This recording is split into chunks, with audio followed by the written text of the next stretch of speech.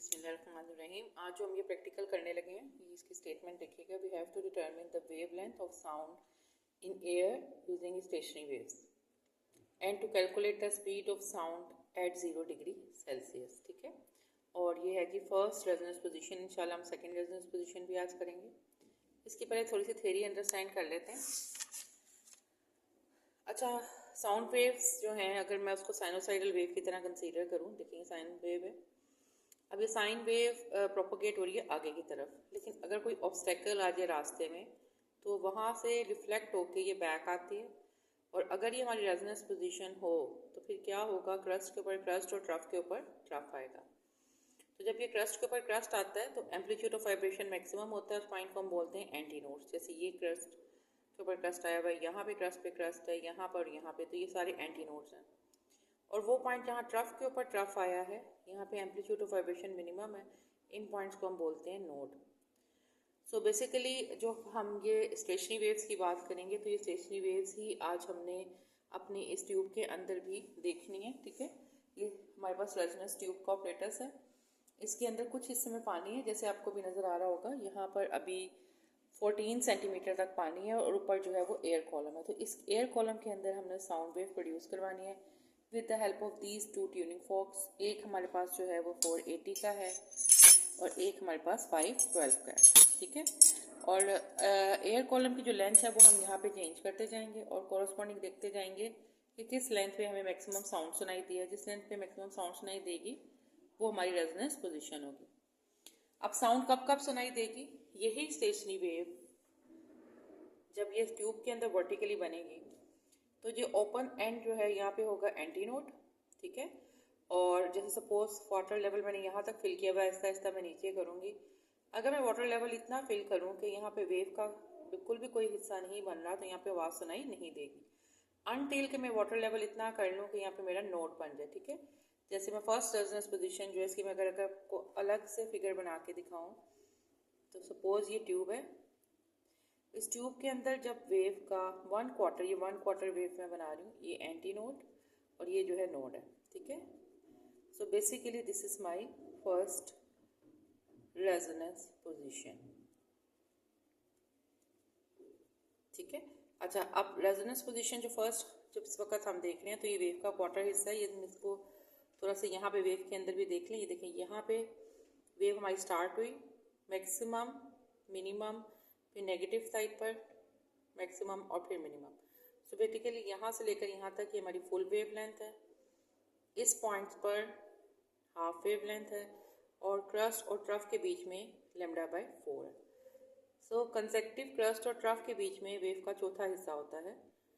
2 consecutive nodes और 2 consecutive anti nodes के बीच में वेव का हाफ होता है। तो यहाँ पे अगर आप देखें तो फर्स्ट रेजोनेंस पोजीशन हमारी कब हो रही है? ये अगर वेव का देखें तो वेव का चौथा हिस्सा है, यानी इट इज़ λ/4। ये हमारी होगी फर्स्ट रेजोनेंस पोजीशन। फिर हम वाटर लेवल फिर नीचे करते जाएंगे। नीचे करते करते करते वो पॉइंट जब दोबारा से नोड बनेगा, उस पॉइंट पे हमारी होगी second resonance position. This is my second resonance position. ठीक है, तो बस अब हमने यही करना है। और ये बात अब फैक्ट है कि जैसे λ/4 पे होगा तो सेकेंड रेजोनेंस पोजीशन मेरी 3 टाइम्स λ/4 पे होगी। तो अगर मुझे पता लग जाता है λ/4, तो मैं गैस कर सकती हूँ कि मेरी सेकेंड रेजोनेंस पोजीशन की वैल्यू क्या होगी। ठीक है, चलिए अब एक्सपेरिमेंट स्टार्ट करते हैं। सबसे पहले जो चीज़ हमें चाहिए है वो है least count of vernier caliper. Vernier caliper जो है वो हमने क्यों यूज़ करना है? बेसिकली हमें जो ये ट्यूब है इसका अपर एंड का इंटरनल डायमीटर फाइंड आउट करना है, जिसे हम एंड करेक्शन लेंगे। एंड करेक्शन में भी आपको बताती हूँ। पहले हम ले लेते हैं ट्यूब का इंटरनल डायमीटर। जी, ये देखिए, ये वर्नियर कैलिपर। इसमें जो हमारे पास रीडिंग लेनी है, इस तरीके से इसको खोल के ये मैंने इसका ये अपर जॉस जो हैं इनको डाला, ओपन किया, यहाँ से मैंने इनको कर दिया फिक्स। ठीक है, और हम देख लेते हैं रीडिंग। ठीक है, अच्छा, अब ये जो रीडिंग है इसको मैं आपको ज़रा क्लोज करके दिखाती हूँ।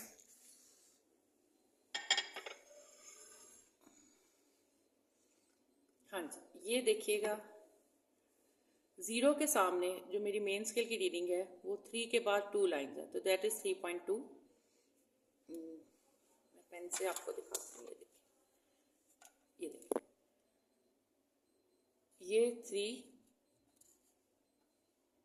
ये 3 है, ये 3.1 और 3.2। तो मेरी मेन स्केल रीडिंग जो है वो 3.2।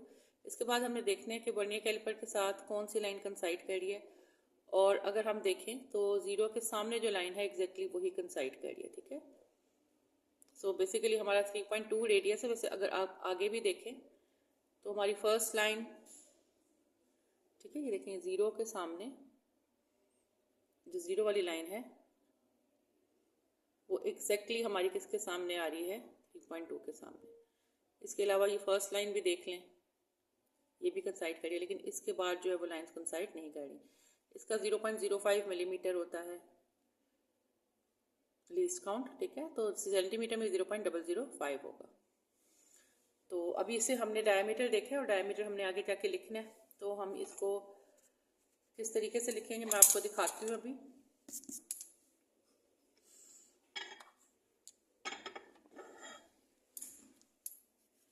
अच्छा, अब फर्स्ट सबसे पहले मैंने यहाँ पे लिख लिया अपना least count of vernier caliper which is 0.005 centimetre. Millimetre में मैंने आपको दिखाया था, तो सेंटीमीटर में इतना होगा, ठीक है। अब आगे इसके बाद नेक्स्ट जो चीज़ हमने देखनी है that is the room temperature. Room temperature at the beginning of experiment, at the end of experiment, ये हम देखेंगे with the help of thermometer. ये मैं आपको दिखाती हूँ, ये थर्मामीटर है हमारे पास, ठीक है। तो थर्मामीटर पे इस वक्त का जो टेम्परेचर है मैं आपको दिखाती हूँ, थोड़ा क्लोज करके फोकस करके।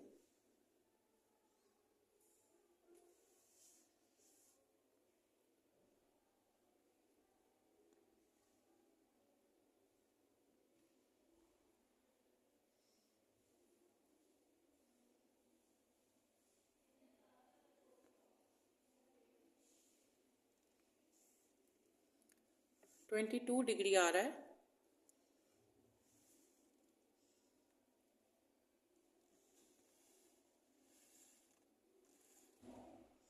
जी, ये देखिए, ये अब आपका जो टेम्परेचर है वो 22 डिग्री है। मैं एंगल चेंज करती हूँ ताकि आप क्लियरली जो है वो उसको थोड़ा सा देख सकें।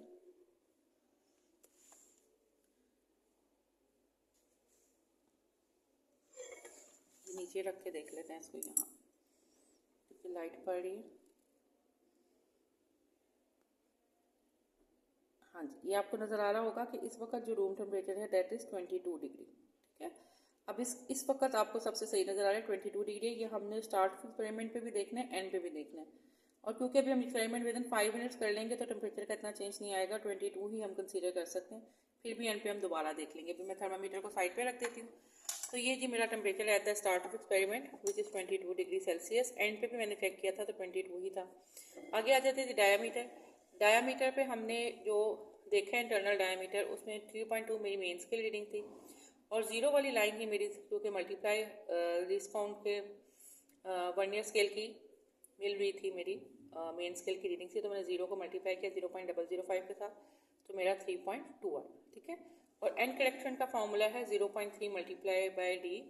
तो अगर मैं इसको 3.2 को 0.3 से मल्टीप्लाई करूँ तो ऑलमोस्ट आता है 0.969, ठीक है। ये एन करेक्शन क्या होती है कि इस वक्त हम ट्यूनिंग फोक रखेंगे तो थोड़ा सा ऊपर रख के करते हैं ट्यूब से, तो ये बीच में ऐड ऑन होगा हमारी रेजोनेंस पोजीशन की लेंथ में। एंड करेक्शन के बाद है position of upper end of tube against the metre rod. ये देखिएगा, ये मीटर रोड जो यहाँ पे लगा हुआ है इसका अपर एंड ट्यूब के सामने नहीं है, ठीक है। तो हम इस मीटर रोड को यूज़ नहीं कर सकते।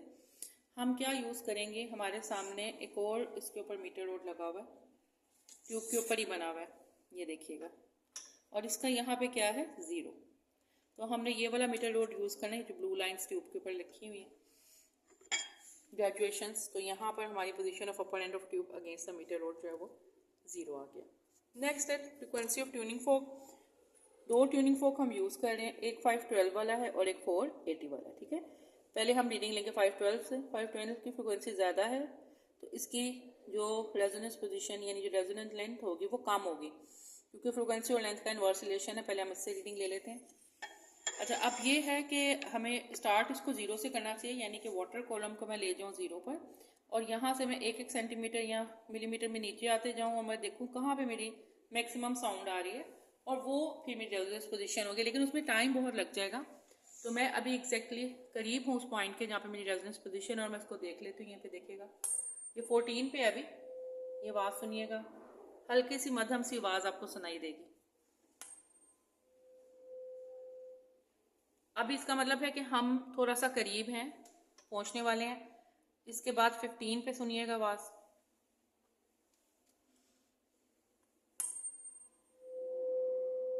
इंक्रीज हुई है, ठीक है।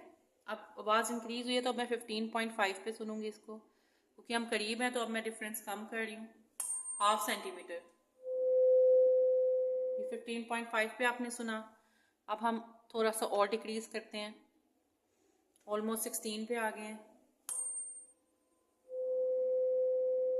ठीक है।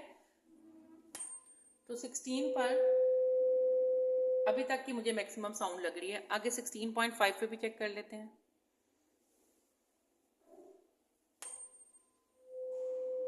ये कम होगी, तो हमने फॉल करवाते हुए देखा वाटर लेवल नीचे जा रहा था, और 16 पे देखा कि आवाज़ मुझे मैक्सिमम आ रही है। अब इसके बाद वापस आएंगे।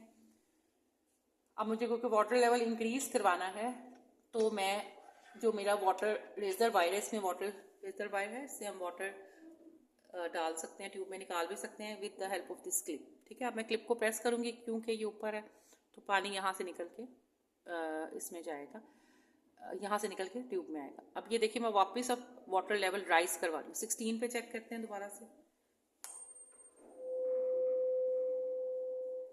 ठीक है। थोड़ा सा 15.5 पे चेक करते हैं, 15.56 पे, और फिर इसको चेक किया हमने 15 पर।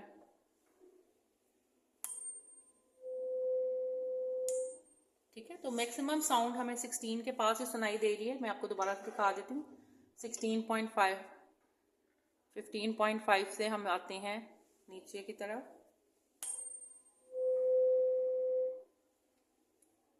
फिर उसके बाद 15.6 तक आ जाते हैं। 6-7 पे देख लेते हैं।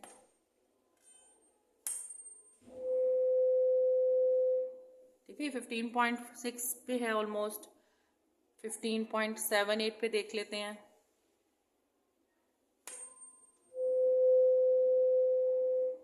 थोड़ी सी और इंक्रीज हुई है, 15.9 पे देख लेते हैं।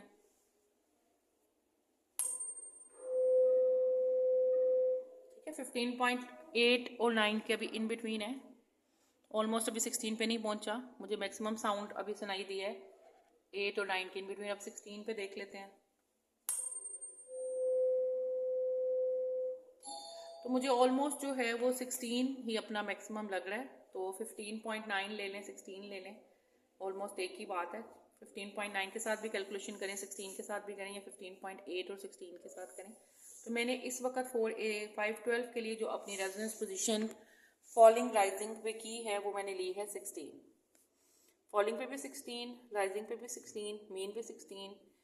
बहुत ही प्रिसाइज लें तो आप 15.7 भी ले सकते हैं, ठीक है। फिर इसमें 0.3 डी, ये मैंने 0.3 डी एंड करेक्शन मैंने जैसे आपको बताया था कि ट्यूनिंग फॉर्क क्योंकि हम थोड़ा सा ऊपर रख के ले रहे होते हैं रीडिंग, तो एंड करेक्शन ऑलमोस्ट 1 सेंटीमीटर की हमारी बन रही है, जो कि हमने अपनी रेजोनेटिंग लेंथ में ऐड करनी है। जैसे 16 है तो इतना ऊपर मैंने रखा है ऑलमोस्ट 1 सेंटीमीटर। तो ये देखिए, ये आंसर जो मेरा एंड करेक्शन का है वो ऑलमोस्ट 1 सेंटीमीटर ही है। ये मैंने बीच में ऐड ऑन किया, तो मेरी लेंथ ऑफ रेजोनेंस बन गई कॉलम की 17। इससे वेवलेंथ निकाली, यानी कि जो मेरा लेंथ है 17 है, इसको मैंने मल्टीप्लाई किया, इसको 4 टाइम्स किया, क्योंकि ये लेमडा बाय 4 पे थी फर्स्ट रेजोनेंस पोजीशन, तो ऑब्वियसली मैं इसको 4 टाइम करूँगी तो मेरे पास पूरी वेवलेंथ आ जाएगी। और फाइनली स्पीड ऑफ साउंड के लिए मैंने वेवलेंथ को मल्टीप्लाई करना है फ्रिक्वेंसी से, और उसको मल्टीप्लाई करने के बाद जो मेरा आंसर है वो 34,816 है। ठीक है, ये मेरा हो गया 512 का। 480 के लिए करते हैं। 480 क्योंकि फ्रिक्वेंसी कम है तो रेजोनेंस की लेंथ इसकी ज़्यादा होगी। मैं यहीं से स्टार्ट करूँगी जहाँ पे हम अभी मौजूद हैं, यानी कि 16 से ही मैं इसकी रीडिंग लेना शुरू करूँगी। ठीक है, 16 पे अभी रीडिंग देखिए। ये आपने 16 पे साउंड सुनी। अब मैं वाटर लेवल को डिक्रीज करना है, तो मैं इसको थोड़ा सा नीचे लेके जाऊँगी। 16.5 पे देख लें, इंक्रीज़ हुई है। फिर अब क्योंकि इंक्रीज़ हुई है तो हम थोड़ा थोड़ा मिलीमीटर के हिसाब से नहीं देंगे, तो ऑलमोस्ट 17 पे मैं पहुंच गई हूँ। यहाँ पे मुझे लगा मैक्सिमम साउंड है 16.9 ऑलमोस्ट, और ये 17 से थोड़ा सा आगे गई हूँ, डिक्रीज़ हुई है। ठीक है, 17.5 पे भी ऑलमोस्ट अगर हम जाके देखें तो वैल्यू अब डिक्रीज़ हो रही है। ये वाटर लेवल फॉल करवाते हुए था, अब वाटर लेवल में राइज करवा रही हूँ। वाटर लेवल राइज करवाया, इसको मैं वापस लेकर आई 17 पर। 17 पे देखिएगा रीडिंग,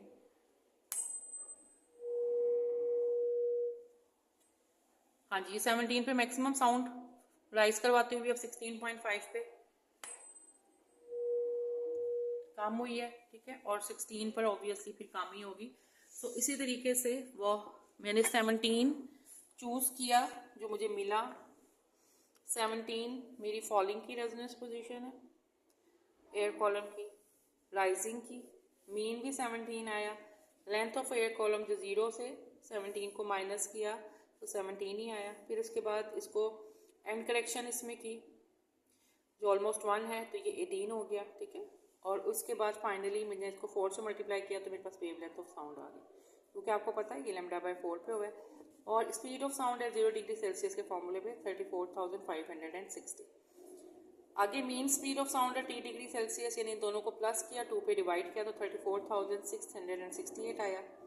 फॉर्मूला अप्लाई किया, स्पीड ऑफ साउंड है 0 डिग्री सेल्सियस का 34,668 माइनस 61 मल्टीप्लाई बाई 22, तो मेरे पास आया 33,346।